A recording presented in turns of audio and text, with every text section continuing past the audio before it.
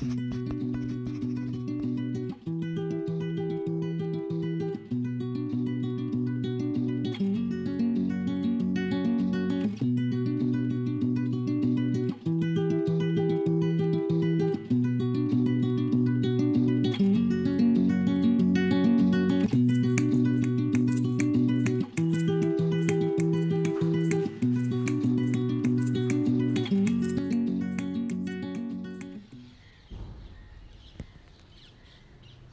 you put something out into the world, you say, "This is who I am."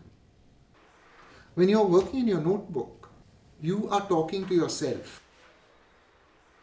Now you're looking not just at what the artist would have you see, but what processes went into that artist becoming the person who made those works.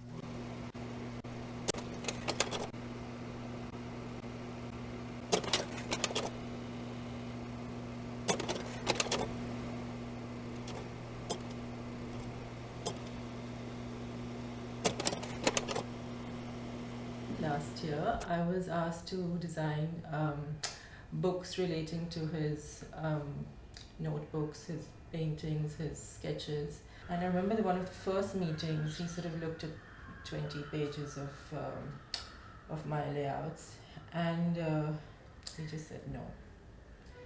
He said, "Too tame, too boring. Why don't you start the book with a large blow up of one of my figures? Don't be shy. A woman, bleed across the page, legs spread wide apart, naked."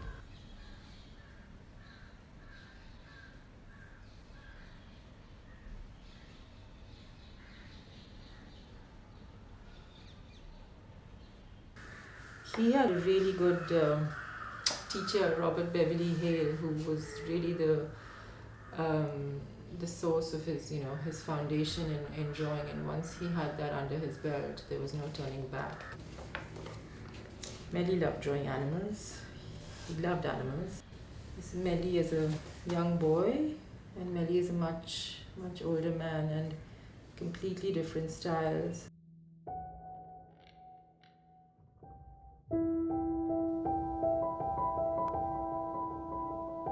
He's really put in hours and hours and days in drawing and drawing.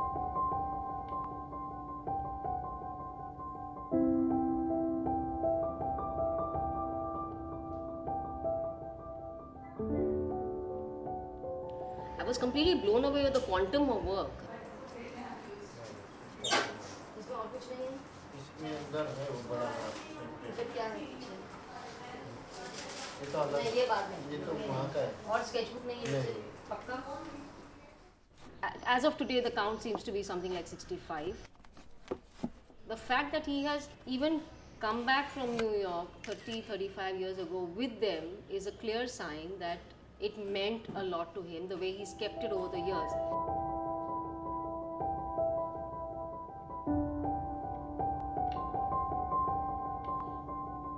I was all of 20 when I met him, and some other senior artist had recommended me that, I think you should see him.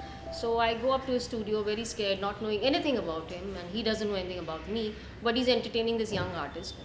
And he sees my work very patiently, asking me just the right questions, and I must have shown him some, I think 15-20 works, small works that I used to do.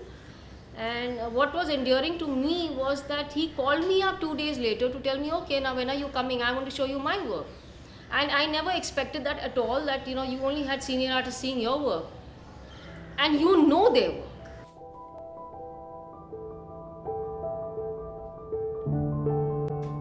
To put down a notebook as just a primary to the painting is not being completely fair.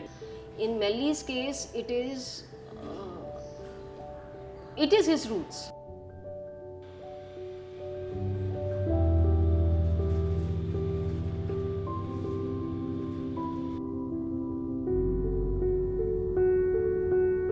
Every time I started browsing through his notebooks, with him around of course, and just saying, "Oh wow, and this thing, and when did you do this?" And then I'd come across some quotation, and some of them would really kind of resonate with me, and I say, "Mehlli, I want to copy this." And he never had any objection to that. He calls it where content occurs. The great irony of painting is that painters struggle with the organization of materials on a surface. But their ultimate goal is to render that same material transparent. Now, I mean, it's from somewhere else, but the fact that he found this important enough to copy into his work, into his notebook, means that, he was a thinking artist. He was not one of those who just, he did of course do spontaneous drawings, but there was something that was like, there was an intellectual quality. He was not like an expressionist artist at all.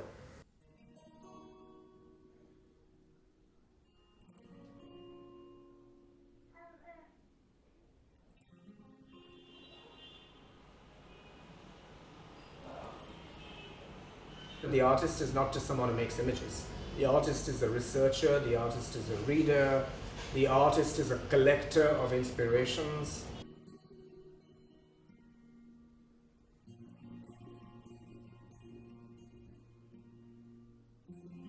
The artist is someone who's gleaning and sifting through all kinds of criticism and art history and theory and literature to arrive at what he does.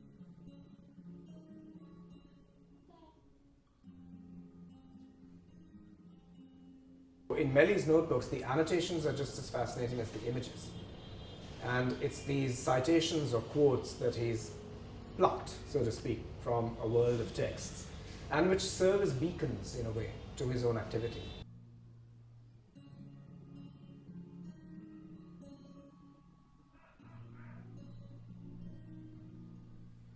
There's magic and surprise in every one of his notebooks. It's really the secret life of the painter.